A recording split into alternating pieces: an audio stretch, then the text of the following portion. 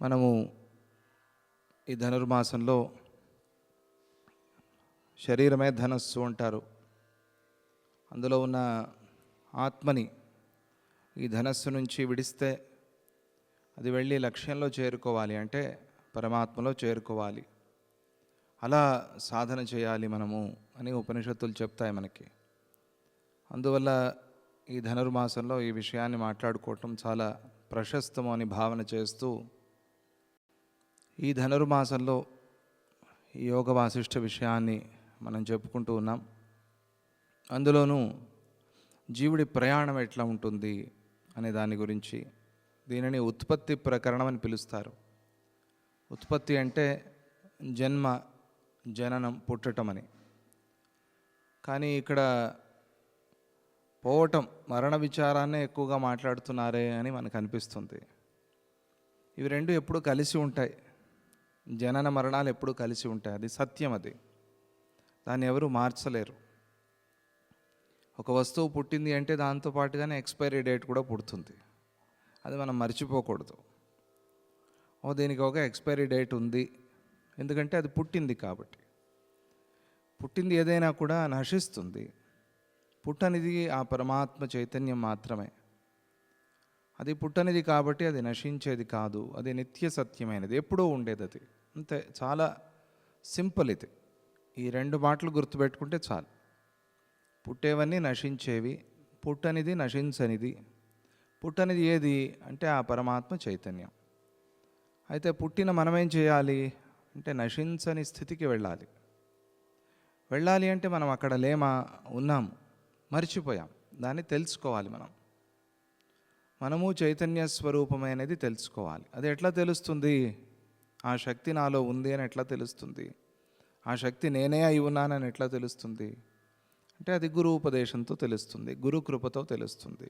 అందువల్ల గురు సేవ చేసుకుని ఆ గురువు మాటని విని ఆయన చెప్పిన మార్గంలో నడుస్తూ, సేవా మార్గం, భక్తి మార్గం, జ్ఞాన మార్గం, యోగ మార్గం చాలా ఉన్నాయి కదా, వాటిలో నడుస్తూ ఉంటే ఇప్పుడే తెలియచ్చు, రేపు తెలియచ్చు, ఇంకొకప్పుడు తెలియచ్చు. మొత్తానికి తెలిసి అయితే తీరుతుంది గురుకృప వల్ల. అది ఈ శాస్త్రంలో చెప్పే విషయం. ఇది ఉత్పత్తి ప్రకరణం. అంటే ఉత్పత్తి, పుట్టడం అన్నారు కదా. ఈ పుట్టే విషయాన్ని అంటే జీవుల సృష్టిని గురించి చెప్తారు అని అనుకుంటే ఇక్కడ మరణ విచారము అని మాట్లాడుతున్నారు. ఏమిటండి ఇది? ఎక్కువగా ఈ విచారాలే వస్తున్నాయి అని అంటే మనం అనుకున్నాం కదా, జనన మరణాలు ఎప్పుడు కలిసి ఉంటాయని. దినయామిన్యౌ సాయం ప్రాతః శిశిర వసంతౌ పునరాయాత. దినము రాత్రి, పగలు రాత్రి, ఇవి రెండు ఎప్పుడు కలిసి ఉంటాయి. పగలైంది అంటే రాత్రి అవుతుంది, రాత్రి అయింది అంటే పగలవుతుంది. పగలు అలాగే ఉండదు, రాత్రి అలాగే ఉండదు. పగలు రాత్రి. సాయం ప్రాతః, సాయంకాలం అయింది మళ్ళీ ప్రాతకాలం వస్తుంది, పగలవుతుంది. శిశిరం వచ్చింది, మళ్ళీ వసంతం వస్తుంది. శిశిరం అట్లే ఉండదు కదా, ఆకులని రాలిపోయి శుష్కించిన చెట్లు, ఎండిపోయిన చెట్లు అట్లే ఉండదు కదా. మళ్ళీ చిగురిస్తుంది, వసంత ఋతువు మళ్ళీ వస్తుంది. ఇవి రెండు ఇట్లాగే కలిసి ఉంటాయి ఎప్పుడు. దీన్ని ఎవరు మార్చలేరు. అందుకనే ఉత్పత్తి అంటే జననము అంటే మరణం. జనన మరణాలు ఎప్పుడు కలిసి ఉంటాయి, దాన్ని ఎవరు మార్చలేరు. ఎందుకని అంటే జననం అయింది అంటేనే తీర్మానం అయింది అని అర్థం. ఈ వస్తువు, ఈ పదార్థము ఇది ఇన్ని రోజులు ఉంటుంది అని తీర్మానం అయి ఉంది. దాన్ని మార్చే ప్రసక్తి లేదు, ఆ శక్తి కూడా ఎవరికీ లేదు. అది మారనిది అది. అందువల్ల మరణ విచారాన్ని చేస్తున్నారు. ఇది ఒకటి తెలుసుకుంటే చాలా. మరణ విచారం తెలుసుకుంటే ఏమొస్తుంది అంటే ఈ మరణము, జననము అనేవి ఒక భ్రమ వల్ల కలుగుతూ ఉన్నాయి అని తెలపటం ఇక్కడ ముఖ్య ఉద్దేశం. జనన మరణాలు భ్రమ అని తెలిస్తే సత్యమైనది ఏది తెలుస్తుంది. సత్యమైనది ఏదో తెలిస్తే దానివల్ల కలిగే ఇక ప్రయోజనం ఏం చెప్పేది, అదే పరమ ప్రయోజనం. అది తెలియటమే పరమ ప్రయోజనం. నేను నిత్య సత్యమై ఉన్నాను అని తెలియటమే పరమ ప్రయోజనం. ఏదో ఇట్లా వచ్చాను, అయిపోయింది, ఇన్నేళ్ల తర్వాత మళ్ళీ వెళ్ళిపోతాను, దానివల్ల ఏమీ ప్రయోజనం లేదు, ఉపయోగం లేదు. అది తెలిస్తే మనం ఈ జన్మని కూడా ఉపయోగం చేసుకుని, ప్రయోజనం చేసుకుని ఉత్తమ గతిని పొందగలం. అందుకోసమని ఈ శాస్త్రంలో మరణ విచారాన్ని చెప్తూ ఉన్నారు. లీలాదేవికి సరస్వతి అమ్మవారు ఉపదేశం చేస్తున్నారు. అక్కడ జీవించి ఉన్నప్పుడు సరే వాడిని వాడి ఆయా పేర్లతో పిలుస్తారు, అదందరికీ తెలిసిందే. శరీరాన్ని విడిచిపెట్టి వెళ్ళిపోయిన తర్వాత వాడిని, ఆ శరీరాన్నేమో కళేబరము అంటారు, బాడీ తీసుకుపోండి అంటారు. విచిత్రం, ఆ పేరు పెట్టి ఎవరు అనరు, బాడీ తీసుకెళ్ళండి అంటారు. దానికి కళేబరము అని పేరు వస్తుంది. ఇంకా చాలా చాలా పేర్లు ఉన్నాయి ఆయా భాషల్లో. వెళ్ళిన వాడిని ఏమంటారు? జీవుణ్ణి అంటే వాడిని ప్రేత అంటారు. ప్రేత అంటే మనం అనుకునే భూత ప్రేత పిశాచాలు భయపడేది అది కాదు. ఒక శరీరము లేని స్థితి, మనకి కనిపించని జీవుడు. అప్పటి వరకు ఆ శరీరంలో మనకు కనిపించాడు, ఆ శరీరంతో సంబంధము లేని జీవుడు, వెళ్ళిపోయినవాడు అని వాడిని ప్రేత అని పిలుస్తారు. వాళ్ళలో 6 విధాలు ఉన్నారు. ఆ ప్రేతుడు 6 విధాలుగా ఉంటాడు. ఆ జీవుడు వెళ్ళిన తర్వాత వాడి ప్రయాణం ఎట్లా ఉంటుంది అని, వాడు చేసుకున్న కర్మని బట్టి వాడి ప్రయాణం ఉంటుంది. అందుకనే బుద్ధిమంతుడు ఇక్కడ సుఖంగా ఉంటే చాలు అని చూడడు. తరువాత ప్రయాణం కూడా నాదే, శరీరం చాలించిన తర్వాత కూడా నాదే ప్రయాణం, అక్కడ కూడా సుఖంగా ఉండాలి అని కదా అనుకుంటాడు బుద్ధిమంతుడు. అందువల్ల ఇక్కడ మంచి పనులు చెయ్యి, ఇక్కడ జ్ఞానాన్ని పొందే ప్రయత్నం చెయ్యి అనేది సద్గురువుల ఉపదేశం. ఆ ప్రేతుడు 6 విధాలుగా ఉంటాడు. ఆ 6 విధాలైన వాడి గతి, వాడి ప్రయాణం ఎట్లా ఉంటుంది అనే దాన్ని చెప్తూ నిన్న కొన్ని విషయాలు మనకు చెప్పారు, మనం దాన్ని చెప్పుకున్నాము. ఆ వ్యత్యాసాన్ని బట్టి, ఆ ప్రేతుడికి ఉన్న ఆ పేర్లని బట్టి వాడి గతిని వివరణ చేసి చెప్తున్నారు. అథవా మృతిమోహాంతే జడదుఃఖ శతాకులాం క్షణాద్వృక్షాదితామేవ హృత్స్థామనుభవంతి తే స్వవాసనానురూపాణి దుఃఖాని నరకే పునః అనుభూయాథ యోనీషు జాయంతే భూతలే చిరాత్. ఏం చెప్పారు దీనికి వెనక అంటే, ఈ చాలా పెద్ద పాపం చేసిన వాళ్ళు, చిన్న పాపాలు ఏదో ఆకలి కోసం అబద్ధం ఆడటం, ఇటువంటివి చిన్న పాపాలు, వాటికి పెద్ద దోషము లేదు, దానికి అనుభవించాల్సింది అనుభవిస్తారు, చిన్నగానే అనుభవిస్తారు. పెద్ద పాపాలు, హత్యలు చేయటం, బ్రహ్మహత్యలు చేయటం, వాడి స్వార్థం కోసం దేనికైనా వాడు సిద్ధంగా ఉంటాడు, ఎటువంటి పాపానికైనా, రాక్షస ప్రవృత్తి. అటువంటి పెద్ద పెద్ద పాపాలు చేసిన వాడు పాషాణంలాగా, ఒక రాయిలాగా జడుడైపోతాడు. వాడు జడత్వాన్ని పొంది సంవత్సర కాలం వాడికి ఏ గతి లేదు, అనుభవిస్తూ ఉంటాడు. వాడు కనిపించడేమో కానీ వాడికి ఆ అనుభవం ఉంటుంది. 1 సంవత్సరం వాడికి ఎటూ లేదు, ఏ శరీరమూ లేదు.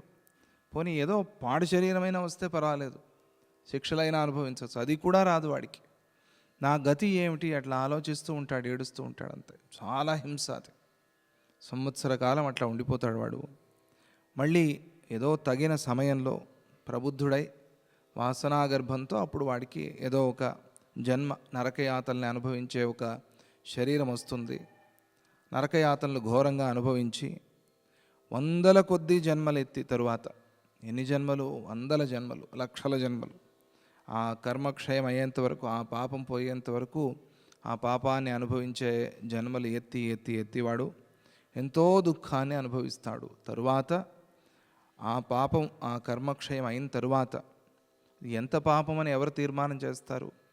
దానికి ఎన్ని జన్మలు అనుభవించాలి అని ఎవరు తీర్మానం చేస్తారు? ఆ ఈశ్వరుడే తీర్మానం చేస్తాడు, ఆ మృత్యుదేవత తీర్మానం చేస్తాడు. దాన్ని అనుభవించి అనుభవించి తర్వాత ఎప్పుడో ఎన్నో జన్మలకి ఈశ్వర అనుగ్రహంతో, ఈశ్వరుణ్ణి ప్రార్థించాలి అని బుద్ధి పుడుతుంది వాడికి. ఆ ఈశ్వర అనుగ్రహంతో, ఈశ్వర ప్రసాదం వల్ల, గురు కృప వల్ల ఆ మహాపాపాలన్నీ కూడా వాటికి విరామం లభించి, ఆ మహాపాపాలన్నీ అయిపోయిన తరువాత శుద్ధుడయ్యి, అప్పుడు పుణ్యాత్ముడయ్యి, ఎప్పటికోప్పుడు కరిగిపోవాల్సిందే పాపమైనా సరే, కానీ ఎంత అనుభవించాలి పాపం చేస్తే. అందువల్ల జాగ్రత్తగా ఉండాలి, పాప భీతి అనేది ఉండాలి అని చెప్తారు. అయ్యో నా వల్ల ఏం పాపం అయిపోతుందో అనేది ఆలోచన చేస్తూ ఉండాలి, ఎప్పటికప్పుడు మనసులో మెదులుతూ ఉండాలి అని.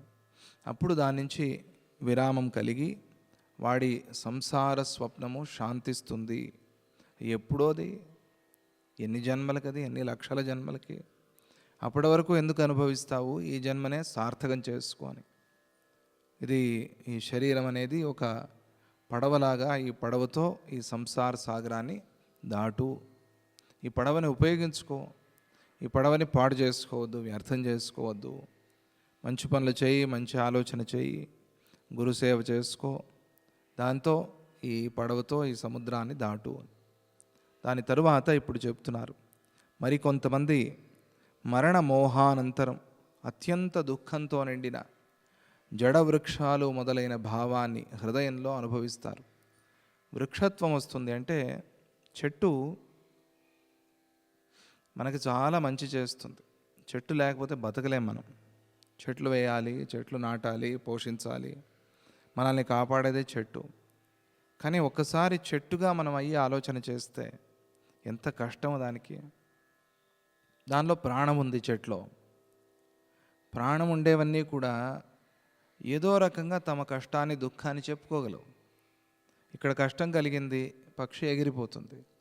ఇక్కడ కష్టం కలిగింది, పశువు పారిపోతుంది. ఇక్కడ కష్టం కలిగింది, మనం ఆ కష్టాన్ని నుంచి బయటపడటానికి ఏం కావాలో అది చేసుకోగలం. కానీ చెట్టు కదలలేదు, మెదలలేదు. ఆకలి అయింది, ఆకలి అంటే దానికి దాహం. వర్షం కురవటం లేదు, ఇంకో చోటికి పోతుంది ఆ చెట్టు నడుచుకుని. వర్షం కురవకపోయినా అక్కడే ఉండాలి. విపరీతమైన వర్షం వచ్చినా అక్కడే ఉండాలి. ఎండ వచ్చినా అక్కడే, చలి వచ్చినా అక్కడే, మంచు కురిసినా అక్కడే. అందుకనే ఈ వృక్ష జన్మ వస్తుంది అని చెప్తారు. మనం అనుభవించింది, మనకు తెలిసింది ఇతరులకు మనం చెప్పకపోతే, మన దగ్గర ఉన్నదాన్ని మనం ఇతరులతో పంచుకోకపోతే వృక్ష జన్మ వస్తుంది అని. కదల్లేని జన్మ, కష్టాలు చెప్పుకోలేని జన్మ. కానీ ఒక వృక్షం ఇంకో వృక్షానికి సహాయం చేసుకుంటుంది అని ఈ కాలంలో శాస్త్రం చెప్తుంది. అంటే అది ఎండిపోతూ ఉంటే దానికి ఇది కొంచెం గాలిని అందించి దాన్ని బాగు చేస్తుంది అని. దీనిలో ఉన్న నీరుని దానికి సప్లై చేసి, ఆ జ్ఞానమైన ఉంది దానికి. మనిషికి ఆ జ్ఞానం కూడా లేదు, విచిత్రం. కానీ వృక్ష జన్మ అనేది చాలా ఘోరమైన వృక్ష జన్మ. అది కూడా అరణ్యంలో ఒక మహావృక్షంగా పుడతాడు అని. అరణ్యంలో మహావృక్షం ఎందుకు అంటే, అరణ్యంలో అయితే ఎన్నో వందల ఏళ్ళు అట్లా ఉంటుంది ఆ చెట్టు. 500 సంవత్సరాలు, ఎంతెంత ఎత్తు, ఆకాశం అంత ఎత్తు పెరిగాయి అన్నట్టుగా ఉంటాయి. వేలాది సంవత్సరాలు ఉండే చెట్లు అట్లా వేలాది సంవత్సరాలుగా ఉండిపోవాల్సి వస్తుంది. అది ఒక శిక్ష. ఆ శిక్ష మనకి పడుతుంది. అట్లా జడ వృక్షాలు మొదలైన భావాన్ని వాడు హృదయంలో అనుభవించాడు అంటే వాడు ఆ చెట్టు అయ్యాడు అని అర్థం. తరువాత వాసనారూపమైన నరకాలను అనుభవించి భూమి మీద నానావిధ యోనిలలో పుడుతూ తిరుగుతూ ఉంటారు. ఈ జన్మలన్నీ అయిన తర్వాత, ఈ కష్టాలు, ఈ దుఃఖాలన్నీ అనుభవించిన తర్వాత అప్పుడు నానావిధ జన్మల్ని వాడు తీసుకుంటాడు. అథ మధ్యమ పాపోయో మృతిమోహాదనంతరం సశీలాజఠరం జాడ్యం కంచిత్కాలం ప్రపశ్యతి తతః ప్రబుద్ధః కాలేన కేనచిద్వా తదైవ తిర్యగాది క్రమైర్భుక్త్వా యోని సంసారమేష్యతి. ఇక 3 విధాల పాపులు ఉన్నారు అని చెప్పుకున్నాం కదా. ఎవరది అంటే అల్ప పాపం చేసిన వాళ్ళు, మధ్యమ పాపులు, అట్లాగే తీవ్రమైన పాపం చేసిన వాళ్ళు, విపరీతమైన పాపం చేసిన వాళ్ళు. ఇటువంటి వారిలో 2వ వారైన మధ్యమ పాపులు మరణమూర్ఛను పొందిన తరువాత కొంతకాలం పాటు ఒక పాషాణంలాగా జడత్వాన్ని పొంది ఒక రాయిలాగా ఉండిపోయి, ఈ రాళ్ళన్నీ, మనం చూస్తున్న రాళ్ళన్నీ ఎవరో ఏ జన్మలో ఏ జీవుడో తెలియదు, ఆ రాళ్ళైపోయి జడత్వాన్ని పొంది ఒక రాయిలాగా ఉండి అని అర్థం. రాయిలాగా ఉండి తరువాత తగిన సమయంలో ప్రబుద్ధులై, అప్పుడు వాళ్ళకి ఏదో జన్మ తీసుకోవాలి అనేది వస్తుంది. పశువు మొదలైన ఆ తిరియక్ జంతువులలో వాళ్ళు పుడతారు. పశు జన్మ వస్తుంది అని. పశు జన్మలో అంటే జ్ఞానం లేదు, ఊరికే తినాలి, పడుకోవాలి, అంత మాత్రమే జ్ఞానం ఉంది వాటికి. దానికన్నా పెద్ద జ్ఞానం వాటిలో లేదు. అందువల్ల ఆ తిరియక్ జంతు జన్మ అనేది చాలా ఘోరమైనది, కష్టమైనది. ఆ జన్మ వస్తుంది. మృత ఏవానుభవతి కశ్చిత్ సామాన్యపాతకి స్వవాసనానుసారేణ దేహం సంపన్నమక్షతం సస్వప్న ఇవ సంకల్ప ఇవ చేతతి తాదృశం తస్మిన్నేవ క్షణే తస్య స్మృతిరిత్తముదేతి చ. సామాన్య పాపులైన వారు మరణించిన వెంటనే వాసన ప్రకారంగా ఉత్పన్నమైన ఆతివాహిక దేహాన్ని పొంది, అంటే ఈ శరీరం వెళ్ళిపోయిన తరువాత, ఈ శరీరాన్ని విడిచిన తరువాత సూక్ష్మమైన శరీరం, సామాన్య పాపులు వాళ్ళు చిన్న చిన్న పాపాలు చేశారంత, ఏదో బతుకు తెరువు కోసం అంటారు కదా, అటువంటివి చిన్న చిన్న పాపాలు చేసిన వాళ్ళని సామాన్య పాపులు అంటారు. అన్ని పాపాలు ఒకటే కాదు ప్రపంచంలో, అందరినీ పాపులు పాపులు అనలేం మనం. అందువల్ల పాపోహం పాపకర్మాహం అనేది కూడా మంచిది కాదు అని కొంతమంది చెప్తారు. కానీ మనం అనేది పాపోహం పాపకర్మాహం అంటే ఏ పాపం చేశానో, ఇట్లా పుట్టానో, ఈ జన్మలో పాపం చేయకుండా ఉండాలి అని వేడుకోవాలి అని చెప్తారు. కానీ అలా అనకూడదు అని కూడా కొంతమంది చెప్తారు. మనం పాపాత్ములం కాదు పుణ్యాత్ములము అనుకుంటూ ఉండాలి అని, పాజిటివ్గా ఉండాలి అని, నెగటివ్ కాదు. పాపం పాపం పాపం ఎందుకు పాపం అనుకుంటావు, పుణ్యం పుణ్యం అనుకో, పుణ్యమే వస్తుంది, పుణ్యమైన పనులు చెయ్యి అని అనేవాళ్ళు సిద్ధాంతంలో కొంతమంది ఉన్నారు. ఆ సూక్ష్మ శరీరాన్ని పొంది ఆ సామాన్య పాపి తరువాత శరీరం చాలించిన తరువాత, సూక్ష్మ శరీరం వచ్చాక స్వప్న సంకల్పాలలాగా జనన మరణాదులను అనుభవిస్తూ ఉంటారు.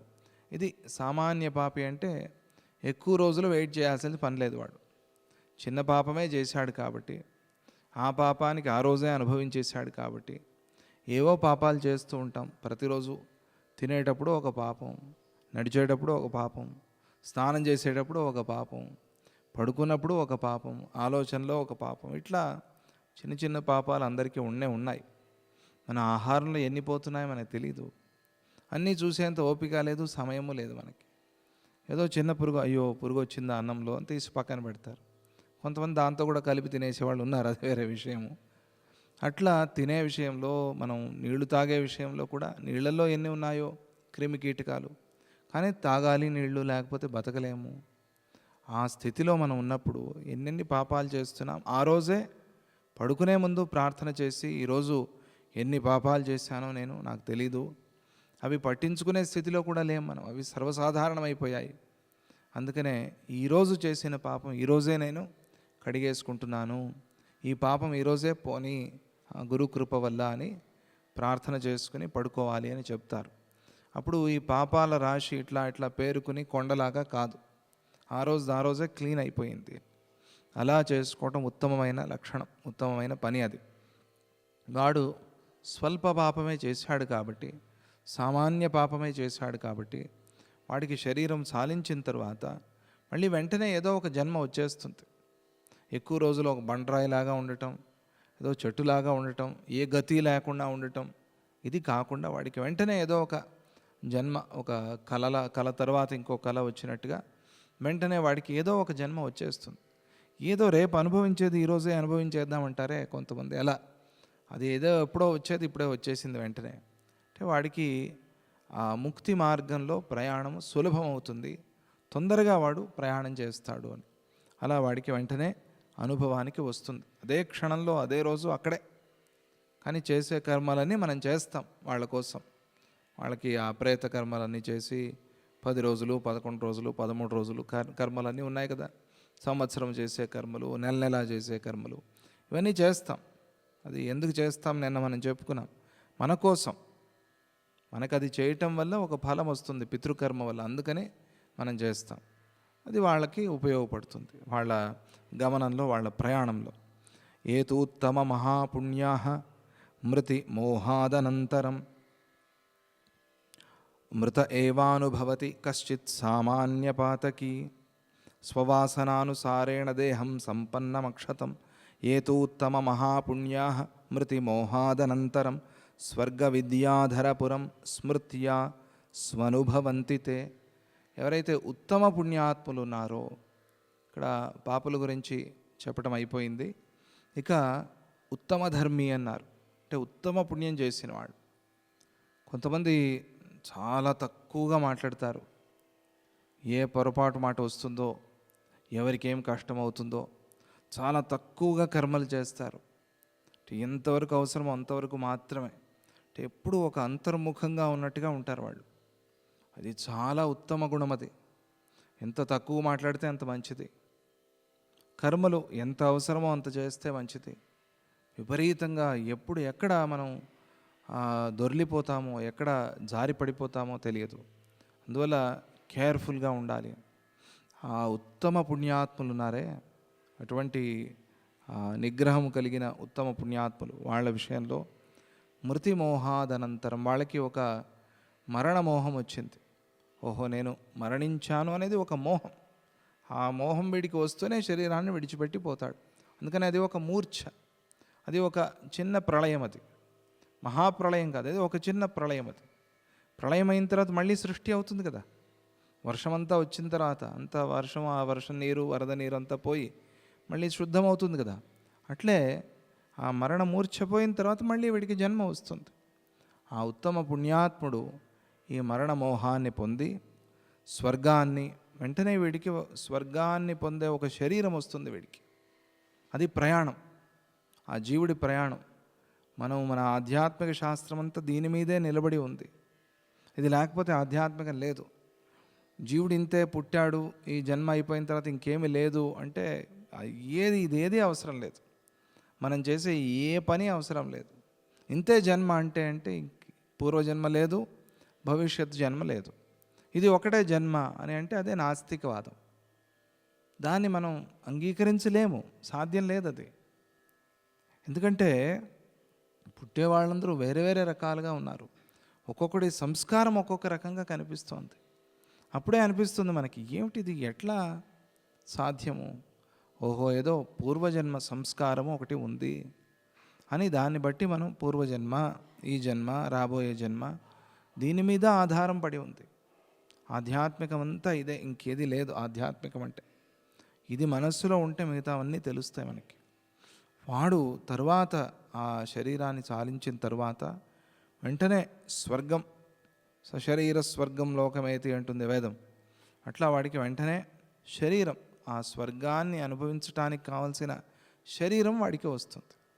దేవస్థానానికి వెళ్ళేప్పుడు ఒక విధమైన డ్రెస్సు, ఒక సంస్కారం. గురువు దగ్గరికి వెళ్ళేప్పుడు ఒక రకంగా ఉంటాము, ఆఫీస్ దగ్గరికి వెళ్ళేప్పుడు ఒక రకంగా ఉంటాము, పిల్లలతో ఆడుకునేటప్పుడు ఒక రకంగా ఉంటాము, లేదా ఆ పరివారం, కుటుంబం వాళ్ళందరూ ఉన్నప్పుడు వాళ్ళు ఒక రకంగా ఉంటారు. ఇట్లా ఒక్కొక్క చోట ఒక్కొక్క రకంగా ఉన్నాం మనం. అదేవిధంగా స్వర్గానికి వెళ్ళటానికి కావలసిన శరీరం, స్వర్గ సుఖాన్ని అనుభవించడానికి కావలసిన శరీరం, అది వాడికి వస్తుంది. ఆ శరీరాన్ని తీసుకుని అక్కడి నుంచి వాడు స్వర్గ సుఖాన్ని అనుభవించడానికి స్వర్గానికి, విద్యాధరులు అంటారు, విద్యాధరపురము అని, ఆ విద్యాధర లోకానికి, అక్కడికి వాడు ప్రయాణం చేస్తున్నాను అని దాన్ని స్మరణ చేసి దాన్ని అనుభవిస్తాడు. ఉత్తమ పుణ్యాత్ముడు కాబట్టి ఏ కష్టము లేక, ఏ దుఃఖము లేక స్వర్గానికి వెళ్ళి ఆ సుఖాన్ని అనుభవించి ఆనందంగా, సంతోషంగా ఉండి, అక్కడ ఇంకా ఉత్తమ పుణ్యాత్ముడైతే అక్కడ కూడా మంచి మార్గంలో, భక్తి మార్గంలో ఉండి ఈ స్వర్గ సుఖాలు ఇవేవి నాకు వద్దు అని అనుకుని అక్కడి నుంచి ఇంకా ఉత్తమ లోకాలకి వెళ్తాడు. లేదా ఇవన్నీ బాగున్నాయి అని స్వర్గ సుఖాన్ని అనుభవిస్తే వాడు ఆ పుణ్యమంతా అయిన తర్వాత మళ్ళీ కిందకి రావాల్సి వస్తుంది. వచ్చి తర్వాత మళ్ళీ పైకి ప్రయాణం చేస్తాడు. ఇది మన సిద్ధాంతం. జీవ ప్రయాణము ఇట్లా ఉంటుంది అని మనం చెప్తాం, మన శాస్త్రాన్ని అనుసరించి, వేదాల్ని అనుసరించి. తథోన్య కర్మ సదృశం భుక్త్వాన్యత్ర నిజం భుక్త్వాన్యత్ర ఫలం నిజం జాయంతే మానుషే లోకే సశ్రీకే సజ్జనాస్పదే. తరువాత ఏమవుతుంది అంటే, మనం చెప్పుకున్న తర్వాత స్వర్గ సుఖాల్ని అనుభవిస్తే ఆ ఉత్తములు, ఆ మహాపుణ్యశీలులు వాళ్ళు మృతి తరువాత పూర్వస్మృతి ప్రకారంగా, పుణ్యవాసన ప్రకారంగా స్వర్గము, విద్యాధర లోకము వాటినన్నిటిని అనుభవించి తరువాత ఇలావృత కింపురుషాది వర్షాలలో ఇతర కర్మల ఫలాన్ని కూడా అక్కడ అనుభవించి సంపదలతో నిండి ఉన్నది. సంపద అంటే ఏదైనా సంపద అనుకోవచ్చు. యోగము సంపద, భక్తి సంపద, శ్రద్ధా సంపద, కర్మ సత్కర్మ సంపద, లేదా డబ్బు, బాగా శ్రీమంతులు, బాగా బతికేవాళ్ళు అంటారే అటువంటి ఇళ్లల్లో, మంచి శ్రీమంతుల ఇళ్లల్లో, శ్రీమంతుల ఇంట్లో పుడితే సరిపోదు, శ్రీమంతులే కానీ ఒక పైసా దానం చేయరు వాళ్ళు. పిల్లికి కూడా బిచ్చం పెట్టరు అంటారే, ఆ రకంగా ఉండే శ్రీమంతుడు దేనికి? వాడి దగ్గర ఉండే డబ్బు ఏం ప్రయోజనం? ఎవరిని ఆధారం చేసుకుని ఇంకొక 10 మంది జీవిస్తారో అది నిజమైన జీవితము. తను ఒక్కడే తన కోసం జీవించడం కాదు, ఎవరిని ఆధారం చేసుకుని ఇంకొక 10 మంది జీవించాలి. అది అటువంటిది ఉత్తమమైన జన్మ. ఇంకో 10 మందికి వీడు అన్నం పెట్టాలి, ఇంకో 10 మందికి వీడు పని ఇవ్వాలి, లేదా ఏదో మంచి పని చేయాలి. అటువంటిది ఉత్తమమైన జన్మ. అటువంటి వాళ్ళలో, ఆ శ్రీమంతులలో సజ్జనులు ఉంటారు. అటువంటి ఇంట్లో పుడతాడు. ఇది భగవద్గీతలో ప్రయాణం చెప్పారు ఎలా ఉంటుంది. శుక్లపక్ష ప్రయాణం, ఇది వెలుగులో చేసే ప్రయాణం. కృష్ణపక్ష ప్రయాణం, ఇది చీకట్లో చేసే ప్రయాణం అని 2 ప్రయాణాలు చెప్పాడు. చీకట్లో ప్రయాణిస్తావా, వెలుగులో ప్రయాణిస్తావా, మరి నువ్వే తేల్చుకో అని భగవద్గీతలో ఉపదేశం. అలాగే ఇక్కడ సంపదలతో నిండి ఉన్న సజ్జనుల ఇళ్లలో పుడతారు. అది ముఖ్యం. సంపద ఉండాలి, సజ్జనుడు అయి ఉండాలి.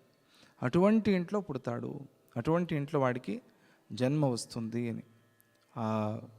అదే అథవా సజ్జనానాం గేహే, ఇక్కడ నేను వాళ్ళకి ఆ జన్మ ఇస్తాను, వాళ్ళకి ముక్తి వస్తుంది ఇంకా బాగా వాళ్ళు పుణ్యం చేసుకుంటే. లేదు, వాళ్ళు మంచి ఇంట్లో పుడతారు, మంచి వంశంలో జన్మిస్తారు వాళ్ళు. ఏచ మధ్యమ ధర్మాణో మృతిమోహాదనంతరం తే వ్యోమవాయువలితా ప్రయాంత్యోషధి పల్లవం తత్ర చారు ఫలం భుక్త్వా ప్రవిశ్య హృదయం నృణాం రేతసామధితిష్టంతి గర్భే జాతిక్రమోచితే. మధ్యధర్ములు, ఉత్తమ ధర్ముల గురించి చెప్పారు. మధ్యమ ధర్ములు ఉన్నారు, అంటే మధ్యమంగా ధర్మం చేసేవాళ్ళు, మధ్యమంగా పుణ్యం చేసేవాళ్ళు. పుణ్యాత్ములే వాళ్ళు కూడా, కానీ పుణ్యం చేస్తున్నారు. అలాగే కొద్దిగా వాళ్ళలో పాపమిశ్రితమైన పుణ్యం, అది పూర్తిగా పుణ్యం చేసేవాళ్ళు ఉత్తమ పుణ్యాత్ములు, కొద్దిగానే పుణ్యం చేసేవాళ్ళు, మధ్యమంగా పుణ్యం చేసేవాళ్ళు. వాళ్ళు మరణించిన తరువాత ఆకాశవాయువుతో తీసుకుని పోబడి, అంటే దేవ శరీరాన్ని పొంది వాళ్ళకి కొంచెం సమయం పడుతుంది. వాళ్ళకి స్వర్గం వస్తుంది, వాళ్ళకి మంచి జన్మ వస్తుంది, కానీ కొంచెం సమయం పడుతుంది. ఎందుకంటే వాళ్ళు చేసుకున్న పుణ్యం అంతే ఉంది కాబట్టి కొద్దిగా టైం పడుతుంది. నువ్వు ఫ్లైట్లో వెళ్తే గంటలో వెళ్తావు, అదే కారులో వెళ్తే 6 గంటలు పట్టచ్చు. లేదా ఇంకా నిదానంగా వెళ్ళి ఎడ్ల బండిలో వెళితే ఇంకా కొంచెం నిదానంగా వెళ్ళి. అలా నీ ప్రయాణాన్ని బట్టి, నీ సాధన, నీ పరికరాన్ని బట్టి నువ్వు ప్రయాణం ఉన్నట్టుగా అక్కడ కూడా ఆ మధ్యమ పుణ్యాత్ములు ఆకాశవాయువు తీసుకెళ్ళగా దేవశరీరాన్ని పొంది ఔషధీ పల్లవాలతో నిండిన చైత్రరథము, నందనవనము మొదలైన వన ప్రాంతాలను, కిన్నర, కింపురుష, యక్షులు మొదలైన వారి శరీరాలను పొందుతున్నారు. ఆ శరీరాలని పొందేందుకు వాళ్ళకి కొంచెం సమయం పడుతుంది. నందనవనాన్ని చూస్తారు వాళ్ళు, చైత్రరథాన్ని చూస్తారు వాళ్ళు. ఆ దేవలోకంలో ఉన్నది అది పరమానందం శరీరానికే. హిమాలయాల్లో వెళ్ళి లక్ష్మీవనం చూస్తే ఎంత ఆనందం కలుగుతుందో, ఇది భూమిలో ఉన్నది. దీన్ని చూస్తేనే అబ్బా, ఇక్కడి నుంచి అసలు వెళ్ళాలనిపించదండి, కదలాలనిపించదండి, ఆశ్రమానికి వస్తే ఎంత బాగుందండి అని అంటామే. ఇది భూలోక స్థితి ఇట్లా ఉంటే ఇక స్వర్గలోక స్థితి ఎట్లా ఉంటుంది? అవి ఆ దృశ్యాలు మనం అక్కడ చూసి పరమానందాన్ని అనుభవిస్తాము. చాలా ఆనందంగా ఉంటారు ఆ పుణ్యాత్ములు. అక్కడ పుణ్యఫలాలను అనుభవించి వాయువు వల్లనో, లేదా వృష్టి వల్లనో, లేదా వర్షం వల్లనో జారిపోయి అక్కడి నుంచి వాయు రూపంగా వస్తారో, లేదా వర్ష రూపంగా వస్తారో, మొత్తానికి వాళ్ళు వస్తారు. వచ్చి వ్రీహియవాది అంటే వడ్లు, ధాన్యం ఉంటుంది కదా, ఆ వరిగా, ఆ ఆహారంగా అని అర్థం. నీరుగా వచ్చిన వాడేమవుతాడు? ఆహారం అవుతాడు. నీరుగా వచ్చి పంట పొలాల్లోకి ప్రవహించి ఆ పంట పొలాల్లో ఆహారంగా మారుతాడు వీడు. ఆహారం అంటే మనం తీసుకునే ఆహారం ఏ జీవుడో తెలియదు మనకి. అందుకనే లోపల ఉన్న ఆ రేతస్సుని, ఆ శక్తిని వ్యర్థం చేయకూడదు అని అంటారు. పాడైతే ఆ వాణ్ణి మనం, ఆ జీవుణ్ణి పాడు చేసిన వాళ్ళం అవుతాం. అది కూడా హత్య కిందకే వస్తుంది. అందుకనే బ్రహ్మచర్యము, చాలా విషయాలు ఉన్నాయి. అక్కడ వీడు వ్రీహీయవంగా మారి భోజన ద్రవ్యాదుల్లో వీడు ప్రవేశించి వాడిని తీసుకొస్తారు కదా. ఇప్పుడు నేను బన్నూరులో వేశారు, పెద్ద రాశి వేశారు, మంచి వరి వచ్చింది. దాని తర్వాత అన్నపూర్ణ మందిరాన్ని తీసుకొస్తాం, అన్నం చేస్తాం, దాన్ని ఆహారంగా తీసుకుంటాము. అది వాడు ఆహారంగా మారి, భోజన ద్రవ్యాలుగా మారి, అక్కడ ఉన్న ఆ ధాన్యము, ఆ పండు, మొత్తానికి ఏదో ఆ ఆహార పదార్థము ఒక భోజన ద్రవ్యంగా మారి తగిన విధంగా ఉచితమైన జాతికి చెందిన వాడి హృదయంలో జాతి అంటే జన్మ అని అర్థం. సంస్కృతంలో జాతి అంటే మనం అనుకునే జాతులు కాదు. జాతి అందరికీ జాతి ఉంది, అందరిది ఒకటే జాతి. ఏది జాతి? జన్మ అనే జాతి అని. ఆ జన్మకి సంబంధించిన వాడికి, అంటే వీడికి ఎక్కడ జన్మించాలో, వీడు ఎట్లా భావన చేశాడో, ఏది తీర్మానమైందో వీడి విషయంలో, దానికి కావాల్సింది. అందుకనే కొన్ని ట్రాన్స్పోర్ట్ అయిపోతూ ఉంటాయి. ఎక్స్పోర్ట్ అయిందనుకోండి బియ్యం, వీడు వెళ్ళి ఎక్కడో పుడతాడు ఏదో దేశంలో. ఎక్స్పోర్ట్ అయిన బియ్యంలో ఉన్నాడు ఈ జీవుడు.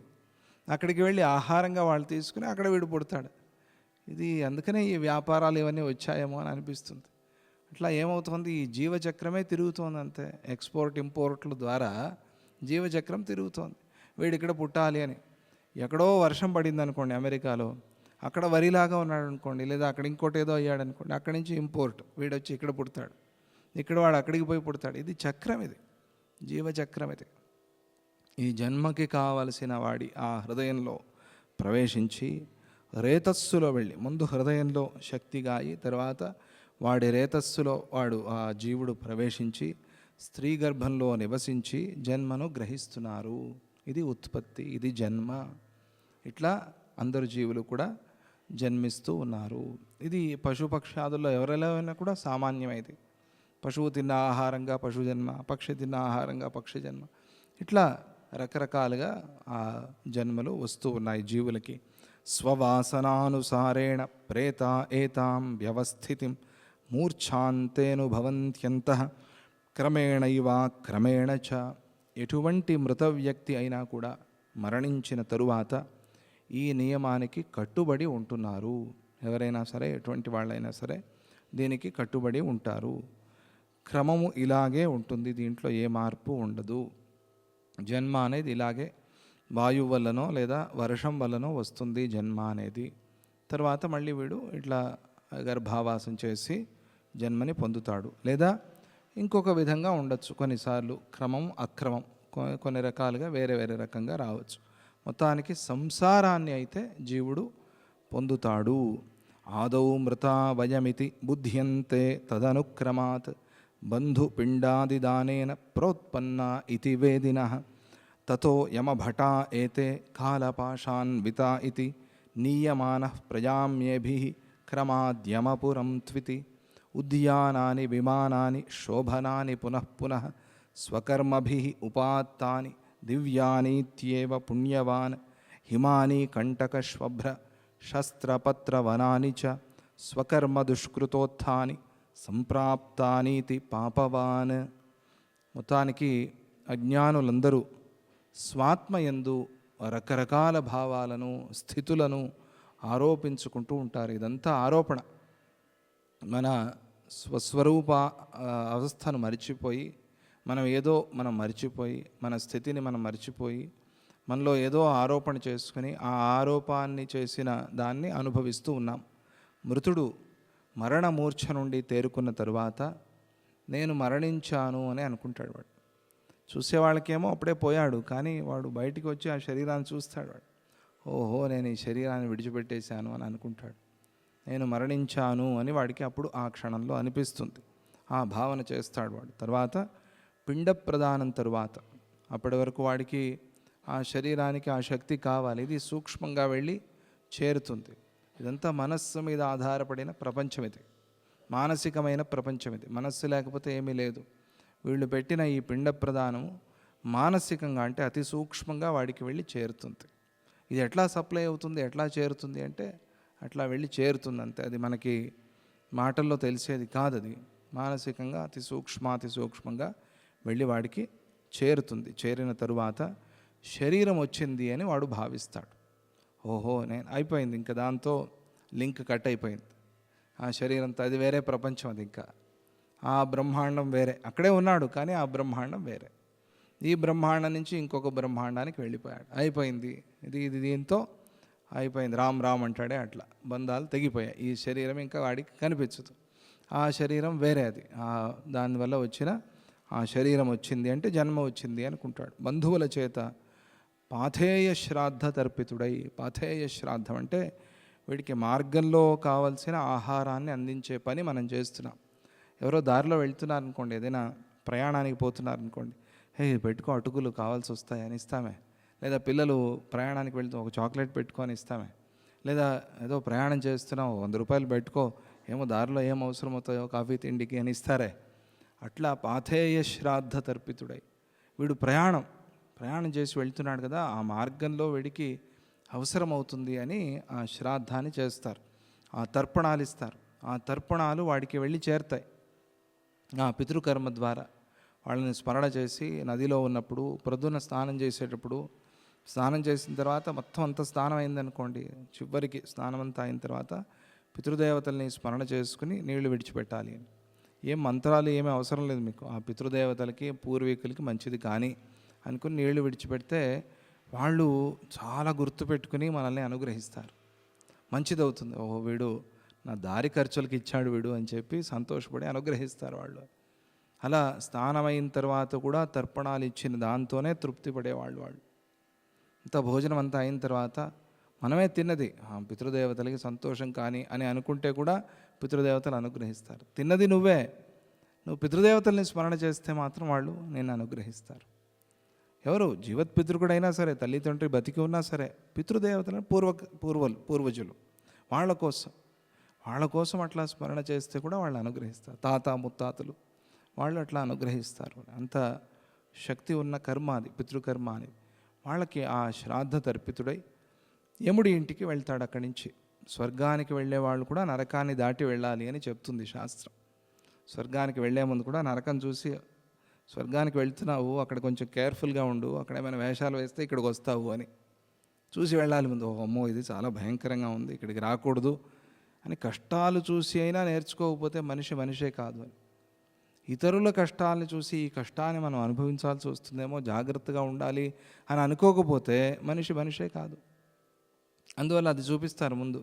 చూడండి మనం ఇది దాటి వెళ్తున్నాము, అక్కడికి వెళ్తున్నారు బాగుంది, అక్కడ ఏమైనా బాగుంటే సరి, ఏమైనా చేష్టలు చేస్తే ఇక్కడికి వచ్చి పడతారు.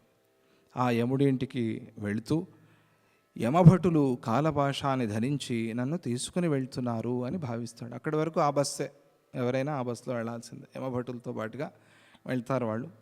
విష్ణుదూతులు వచ్చి తీసుకువెళ్ళేది అబ్బో అది చాలా పెద్దది, ఎంతో గొప్ప సాధన చేసి ఉంటే ఆ విష్ణు భక్తులు వచ్చి, విష్ణు భటులు వచ్చి తీసుకువెళ్తారు. అది అందరికీ సాధ్యమయ్యే పని కాదు. వీరిలో ఉత్తమ పుణ్యం చేసుకున్న వాళ్ళు దివ్య విమానాలను, ఉద్యానవనాలను అనుభవిస్తారు. దివ్య విమానంలో వీళ్ళ ప్రయాణం సాగుతుంది. అంటే ఏమీ స్పర్శ లేదు, ఊరికే అట్లా చూస్తారంతే, చూస్తూ వెళ్తారు. అలా మనం మహాభారతం తర్వాత కూడా ఈ ఘట్టం వచ్చింది. పంచపాండవుల విషయంలో వాళ్ళు కూడా నరకాన్ని చూసి వెళ్ళారు. స్వర్గంలో కూడా నరకంలో ఉండే వాళ్ళని చూశారు. విచిత్రం, వాళ్ళకి ముందు స్వర్గం వచ్చేసింది. వాళ్ళు చేసుకునేది ఏదో కొంచెం పుణ్యం ఉంటుంది కదా, దాంతో ముందు స్వర్గం వచ్చేసింది.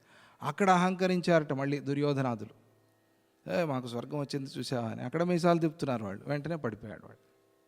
అరే వచ్చింది అక్కడైనా జాగ్రత్తగా పెట్టుకుని ఉంటే వాడికి నిలిచేదేమో తెలియదు. యుధిష్ఠిరుడి కన్నా ముందు ఉన్నాడు వాడు దుర్యోధనుడు స్వర్గలోకంలో. అక్కడ ఇంద్రుడే దబాయిస్తున్నాడు వీడు కూర్చుని, దుర్యోధనుడు. యుధిష్ఠిరుడు అనుకున్నాడు ఏమిటి వీడికి ఎక్కడికి వచ్చినా బుద్ధి మారలేదని. ఏం చెప్తాడు, భూలోకంలోనే వినలేదు, స్వర్గంలో ఏం వింటాడు వాడు. ఇంకా పడిపోయాడు వెంటనే నరకానికి. అందువల్ల ముందు వచ్చేదేదో కష్టాలు వచ్చేసేని, తర్వాత సుఖం అనుకుంటే ఉత్తమం అని అనిపిస్తుంది అక్కడ. ఇక్కడ వీటిని అనుభవిస్తారు. ఇవన్నీ కూడా వారి కర్మలను అనుసరించి ఉంటాయి. వాళ్ళు ఎలా కర్మలు చేసుకున్నారో దాన్ని బట్టి. పాపాత్ముడు అయ్యో నా కర్మలకు తగినట్లుగా హిమ, కంటక, గర్త, అసిపత్రం అంటే అక్కడ శస్త్రాలే ఆకులు ఆ చెట్లకి. అవన్నీ గొప్ప గొప్ప ఇవి భయంకరమైన కత్తులు, ఇటువంటి కటార్లు ఇటువంటివి ఉంటాయి అక్కడ. అవే ఆకులు పరణాలుగా ఉన్నాయి. అవన్నీ గీసుకుంటూ ఉంటే వాటిని దాటి మనం ప్రయాణం చేయాలి. కింద గుచ్చుకుంటూ ఉంటాయి, గీసుకుంటూ ఉంటాయి. అటువంటి అసిపత్ర వనము అంట. ఆ వనాలు లభించాయి అని వాడు తలుచుకుంటూ అక్కడ బాధపడతాడు. ఇది జీవుడి యొక్క గతి. ఇయం మే సౌమ్య సంపాత సరణి శీతశాద్వల స్నిగ్ధఛాయ సవాపీక పుర సంస్థేతి మధ్యమ అయం ప్రాప్తో యమపురం అహమేష సభూతప అయం క్రమ విచారోత్ర కృత ఇత్యనుభూతిమాన్. మధ్య రకంగా పుణ్యం సంపాదించుకున్న వాళ్ళు ఉన్నారే, వాళ్ళు చల్లని పచ్చికతో కప్పబడిన అందమైన మార్గం ఇది, చల్లని నీడ ఇది. వాళ్ళ ప్రయాణం ఎట్లా ఉంటుంది చూడండి. వాళ్ళు ప్రయాణం చేస్తారు, మంచి కింద రెడ్ కార్పెట్ లాగా మంచి లాన్, అది మెత్తగా ఉంటుంది. దాని మీద ఆనందంగా సంతోషంగా చల్లని నీడ, ఎండ లేదు, మంచి విశ్రాంతిగా ఉన్నది. చక్కని బావి ముందర ఇవన్నీ కూడా కనిపిస్తాయి వాళ్ళకి. నేను ఈ మార్గంలో యమపురానికి వచ్చాను. హాయిగా ఆడుతూ పాడుతూ యమపురానికి వచ్చాడు వాడు. అక్కడ ఆ లెక్కలు చెప్పాలి, ఇప్పటి వరకు చేసిన లెక్కలన్నీ అక్కడ చెప్పాలి. ఏం నాయనా ఏమిటి కథను, ట్యాక్స్ కట్టావా కట్టలేదా, ఇవన్నీ అడుగుతారు అక్కడ. అందుకనే ఓహో ఇక్కడికి వచ్చాను, నేను ఆడుతూ పాడుతూ వచ్చాను, మంచిది. భూతపతి అయిన యముడు ఈ కార్యాన్ని చిత్రగుప్తాదుల ద్వారా విచారిస్తూ ఉన్నాడు. నేను చేసిన కర్మల్ని. ఓహో ఈయన భూతపతి, ఆయన నమస్కారం. అందరికీ కాదు అది యమదర్శనం, ఊరికే కాదు. యముడు కనిపిస్తాడు, యముడు ఎవరికి కనిపించడు. చాలా పుణ్యం ఉంటేనే యముడి దర్శనం అయ్యేది అక్కడ. యముడు విచారిస్తాడు, ఓ ఏమిటి, ఏం కథ, విడిది ఎట్లా చేశాడు. చిత్రగుప్తాదులు వీళ్ళందరూ అక్కడ వాడికి కనిపిస్తారు. ఇది అంతా నిజంగా జరుగుతుందా అండి? ఊరికినే ఏదో కబుర్లు చెప్తున్నారా? అది మీకు అనవసరం. వేదం చెప్పింది కాబట్టి నిజంగా జరుగుతుంది. జరుగుతుంది అని ఈ మాటలన్నీ మాటి మాటికి ఎందుకు చెప్పుకోవాలి అంటే, ఈ భావన మనం చేస్తూ ఉంటే దానివల్ల ఒక సంస్కారంతో అది అలాగే జరుగుతుంది. తర్వాత అది అలా జరగలేదనుకోండి, ఏమిటి ఎక్కడ అట్లా ఊరికే తేలుతూ ఉంటే ఎటూ లేక, ఆ గతి లేక ఈ గతి లేక అలా ఉండిపోవాల్సి వస్తుంది. అందువల్ల ఒక క్రమాన్ని, సృష్టిలో ఒక క్రమము, స్థితిలో ఒక క్రమము, ఆ క్రమాన్ని అలాగే చెప్తారు. అది మనకి చిన్నప్పటి నుంచి పాఠాలు, అది అలవాటైపోయి అట్లా నూరి నూరి పోస్తారు. అది ఇదంతా భ్రమ అయితే ఇదంతా చెప్పుకోవడం ఎందుకు అని అనిపిస్తుంది. అంటే ఈ భ్రమని కూడా అలాగే భావన చేయటం, అలాగే భావన చేయటం వల్ల ఒక గొప్పతనం ఉంది అక్కడ. ఏమని అంటే, అక్కడ యముడు, ఓహో యముడి దర్శనం అవుతుంది, ఆయన దక్షిణాధిపతి, అక్కడ ఆయనకు ఒక నమస్కారం, దానివల్ల నీకు ఇంకా అక్కడి నుంచి పై జన్మలు, ఉత్తమ జన్మలు వస్తాయి. అది ఆ అభిప్రాయంతో కూడా దాన్ని మనకి చెప్తూ ఉన్నారు. అలా అనుకుంటూ వాడు అక్కడ భావన చేస్తాడు. ఇది ప్రత్యేకమభ్యేతి పృథు సంసార ఖండక యథా సంస్థితి నిశ్శేష పదార్థాచార భాసుర. ఈ విధంగా మరణించిన తరువాత అందరూ విభిన్నాలైన పారలౌకిక అనుభవాలను పొందుతారు. పారలౌకిక అనుభవం అనేది ఒక్కొక్కడికి ఒక్కొక్క విధంగా ఉంటుంది, విభిన్నంగా ఉంటాయి అవి. కానీ అందరూ కూడా అర్థక్రియలతో కూడుకుని ఉన్న ఈ విశాలమైన సంసారాన్ని సత్యంగానే భావిస్తారు. ఇది ఎవరికి అంటే, ఈ విశాల జగత్తుని, ప్రపంచాన్ని సత్యం అనుకున్న వాళ్ళకి ఇవన్నీ కూడా, ఆ భావాలన్నీ వారికి సత్యంగానే ఉన్నట్టుగా తోస్తాయి. నిజంగా ఉన్నాయా అని అడిగాను కదా, నిజంగా ఉంటాయి అని చెప్తున్నారు అక్కడ. అందువల్లనే ఇహలోక పరలోక గురించి, వాటి గురించి శాస్త్రం చెప్తుంది మనకి. వేదాలు శాస్త్రాలు చెప్పే కారణం అదేనే. ఆకాశ ఇవ నిశూన్యే శూన్యాత్మైవ విబోధవాన్ దేశకాల క్రియాదైర్ఘ్య భాసురోపి నకించన. స్వరూప దృష్టి ఉన్నప్పుడు అది గురువు వల్ల కలుగుతుంది. కాసేపు ఒక 5 నిమిషాలు ధ్యానం చేయండి, కళ్ళు మూసుకొని కూర్చోండి, ఆ అనుభవం తెలుసుకోండి. ఒక రోజులోనే కాదు, ఒక 10 రోజులు, 20 రోజులు, 40 రోజులు అట్లా చేయండి. తర్వాత తెలుస్తుంది దాంట్లో ఉన్న సుఖం. ఏమి కళ్ళు మూసుకొని కూర్చోండి, అంతే చాలు. మిగతావన్నీ అదే చేసుకుపోతుంది. కళ్ళు మూసుకుని ఏవేవో ఆలోచనలు చేయొద్దు. పోనీ కళ్ళు మూసుకుని ఏవేవో ఆలోచనలు చేస్తే కూడా నిదానంగా మార్పు వస్తుంది. అది విచిత్రం అక్కడ ఉన్నది. కళ్ళు మూసుకోవటం అనేది ఒక సంస్కారం, ఆ సంస్కారంతో ఇంకొక సంస్కారం పుడుతుంది. అందుకనే పిల్లలకి మనం చెప్పేదే కళ్ళు మూసుకుని కూర్చో దేవస్థానంలో. వాడికి ఏం తెలియదు, వాడికి ఏమీ పరిచయం లేదు, వాడికి ఏమవుతుంది కళ్ళు మూసుకుంటే, ఏమీ లేదు, కళ్ళు మూసుకు కూర్చో అంతే. అలా అభ్యాసం చేస్తాం. ఆ అభ్యాసం ఉందే, అది నిదానంగా నిదానంగా నిదానంగా మనలో ధ్యాన శక్తిని కలిగిస్తుంది. అది అలవాటు చేసుకోవాలి మనం. అలా దాన్ని అభ్యాసం చేస్తే స్వరూప దృష్టి, ఆ స్వరూప దృష్టి ఉన్నప్పుడు వారు ఆకాశంతో సమానమైనది, ఆకారము లేనిది. ఆకాశానికి ఏం ఆకారం? ఏమీ ఆకారం లేదు. దానిదేదో గుండ్రంగా ఉంది, యూ షేప్లో ఉంది అని మనం చూసేది మన అజ్ఞానం. అది మనం పూర్తిగా చూడలేకపోతున్నాం కాబట్టి ఆకాశాన్ని వంకర టింకరగా ఉంది అని అనుకుంటూ ఉన్నాం. అది మన అజ్ఞానం. అది నీలంగా ఉంది అని అనుకుంటున్నాం, అది మన అజ్ఞానం. అది పోగా పోగా పోగా నీలము లేదు, ఏమి లేదు, నల్లగా అయిపోతుంది. ఇంకా పోగా ప్రకాశం, ఇట్లా మారిపోతుంది. అది మనం చూసేది, మనం అనుకునేది, ఇది భ్రమ. ఇది అద్వయము అయిన ఆత్మ ఒక్కటే జాగరిల్లి ఉన్నదని, దేశకాల క్రియలు హ్రస్వ దీర్ఘాద్యాకృతులతో కూడుకొని ఉన్న దృశ్యాలు సత్యాలు కావని గ్రహించవచ్చు. అది నిదానంగా ఆ భావన మనకి వస్తుంది. స్వరూప దృష్టి కలవారికి సర్వారోపశూన్యమైన ఆత్మయే దర్శనమిస్తుంది. ఏమిటి ఈ పదాలకు అర్థము అంటే, సర్వ ఆరోపశూన్యం. ఆరోపించుకొని చూస్తున్నాం మనం, అన్నిటినీ మనలో మనం ఆరోపించుకొని చూస్తున్నాం. ఈ ఏ ఆరోపాలు లేని సత్యం కనిపిస్తుంది. ఏదో మనకి కంటి దోషం ఉందనుకోండి, అలాగే కనిపిస్తుంది వస్తువు. రెండుగా కనిపిస్తుంది, మంచుగా కనిపిస్తుంది, బ్లర్గా కనిపిస్తుంది, అసలే కనిపించదు. ఇవన్నీ కంటి దోషాలు. ఈ దోషాలు పోతే బాగా కనిపిస్తుంది ఉన్న వస్తువు. అలాగే మనస్సులోని దోషాలన్నీ పోతే అప్పుడు ఆత్మయే శుద్ధము, అది కనిపిస్తుంది. ఇతోహమహమాదిష్ట స్వకర్మ ఫలభోజనే గచ్ఛామ్యాశు శుభం స్వర్గం ఇతో నరకమేవ చ యస్వర్గోయం మయా భుక్తోయం నరకోథవ ఇమాస్తాయోనయో భుక్త జాయేహం సంసృతౌ పునః అయం శాలిరహం జాతః క్రమాత్ ఫలమహం స్థితః ఇత్యుదర్క ప్రబోధేన బుద్ధ్యమానో భవిష్యతి.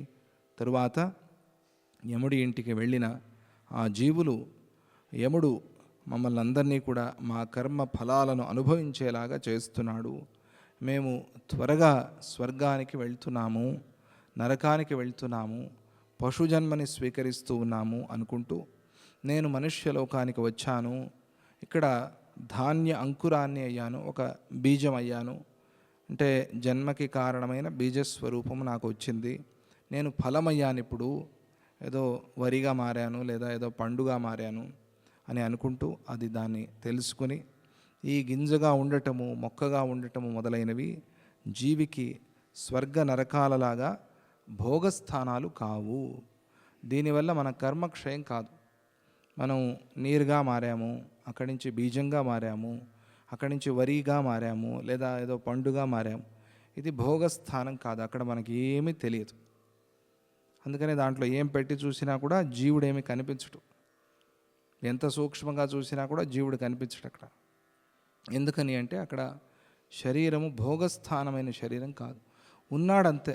నేను ఇక్కడ ఈ వరిగా ఉన్నాను, ఈ పండుగా ఉన్నాను, మళ్ళీ ఏదో జన్మించబోతున్నాను అంతవరకు మాత్రమే తప్ప వాడికి అక్కడ కర్మలు పోయే స్థితి లేదు. అక్కడ దీన్ని తీసుకున్నాను కదా, ఇక్కడ కూడా ఆ భోగాల్ని, కష్టాల్ని, సుఖాల్ని అనుభవించేస్తాను అంటే అక్కడ కాదు. జన్మ రావాలి, శరీరం రావాలి, అప్పుడే ఇవన్నీ కూడా పోతాయి. అందువల్ల అది భోగస్థానం కాదు. ఎందుకంటే జీవికి ఈ దశలో ఇంద్రియాలు కానీ శరీరం కానీ ఉండదు. జీవి ఉన్నాడంతే, మానసికంగా ఉన్నాడంతే. అక్కడ ఇంద్రియాలు శరీరాలు లేని స్థితి అది.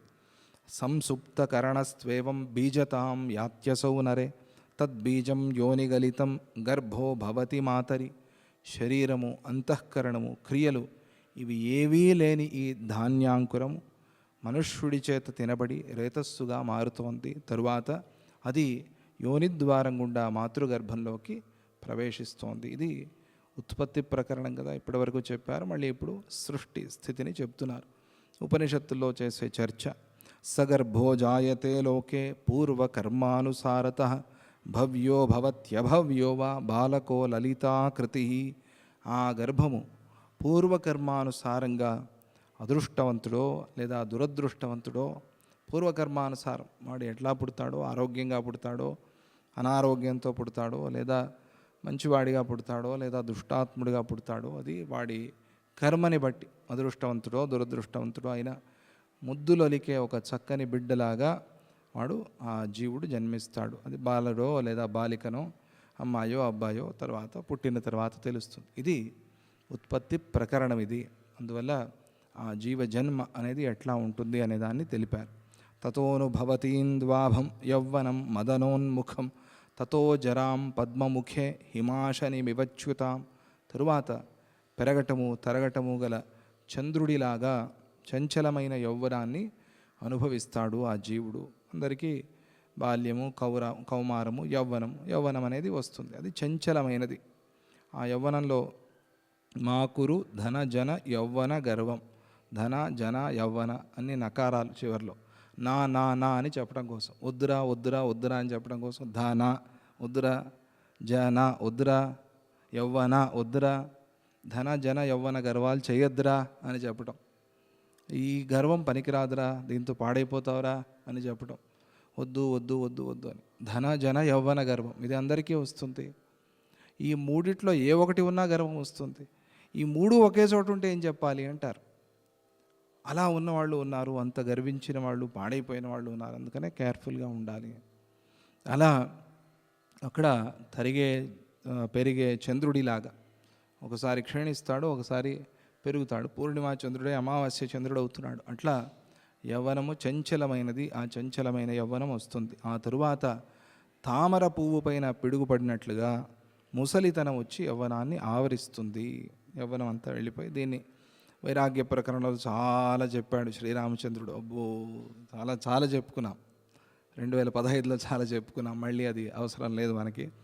అది వచ్చి ఆ యవ్వనాన్ని జర అనేది, ముసలితనం అనేది పాడు చేస్తుంది.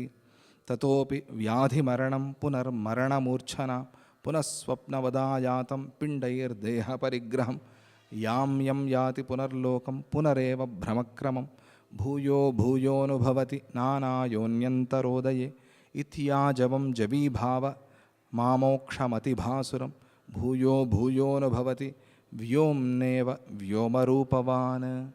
మళ్ళీ వ్యాధి, మరణం, ఇంకా ఈ వికారాలు అనేవి వస్తాయి మనకి.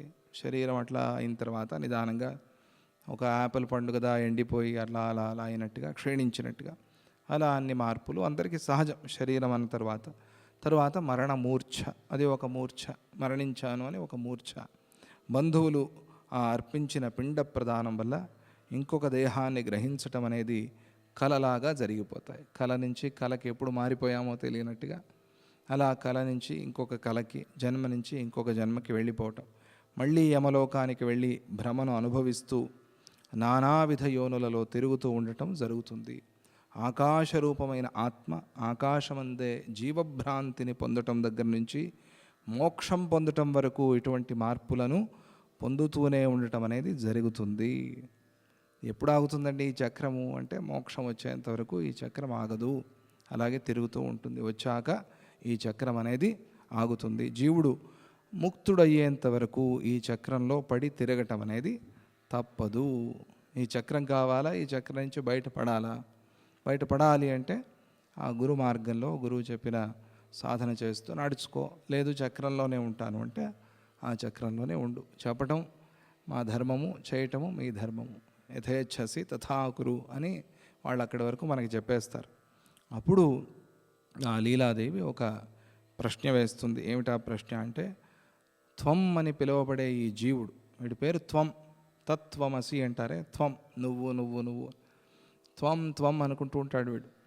అలా ఉండే ఈ జీవుడికి ఇవన్నీ పర్వాలేదు, కానీ ఆది జీవుడు అని చెప్పారు కదా మీరు, హిరణ్యగర్భుడు, ఈశ్వరుడు, ఆయన విషయంలో ఇవన్నీ లేవు కదా. అందుకనే నేను ఆయన విషయంలో ఈ ప్రశ్నని అడుగుతున్నాను అని లీలాదేవి ఆయన విషయంలో ఈ భ్రాంతి చక్రం, జీవచక్రం ఉందా లేదా అనేదాన్ని లీలాదేవి సరస్వతీదేవిని అడుగుతుంది. అడిగితే అప్పుడు దానికి సమాధానంగా సరస్వతి అమ్మవారు చెప్తారు. నిజమే, నువ్వు అడిగింది ఆ జీవుడే. నిన్న మనం చెప్పుకున్నాం కదా, ఆయన ఆ ఆది జీవుడు ఈశ్వరుడే నేను జీవుడిని అని భావన చేశాడు. అయితే ఆయనకు కూడా చక్రం ఉంది అని అర్థం. దేవుడికి కూడా ఈ చక్రం ఉంటే ఇంకా మన సంగతి చెప్పాల్సిందేముంది. మనం ఆయన ఎందుకు పట్టుకోవాలి? ఆయన కూడా ఈ చక్రంలో పడి తిరుగుతూ ఉంటే మనం జైంట్ వీల్లో ఇరుక్కుపోయాము. ఆయన ఉన్నారు, మనము ఉన్నాము, తిరుగుతున్నాం. ఆపు ఆపు ఆపు ఆయన్ని ఎలా అడుగుతాం? కింద ఉన్నవాడిని ఇంకొకరిని అడగాలి. ఆయన ఈ చక్రంలో ఉంటే ఆయన్ని ప్రార్థించి ప్రయోజనం లేదు. కానీ ఆయన్ని ప్రార్థించమని వేదాలు చెప్తున్నాయి. ఎందుకు చెప్తున్నాయి? అసలు ఆయనకి ఈ జీవచక్రం అనేది ఉందా లేదా, ఆయన ఈ చక్రంలో పడి ఉన్నాడా బయట ఉన్నాడా అనేది తెలియాలి, మనకు తెలపాలి. అందుకనే లీలాదేవి అడుగుతోంది. అడిగినప్పుడు దానికి సమాధానం ఆయనకి ఈ చక్రం లేదు అనేదే సమాధానం. ఈ చక్రం నుంచి బయట ఉన్నవాడు, మనల్ని అందరినీ బయట పడేసేవాడు, అది మనకు తెలియాలి. ఆ ప్రశ్న, ఆ సమాధానం మనం రేపు చెప్పుకుందాం అని అంటూ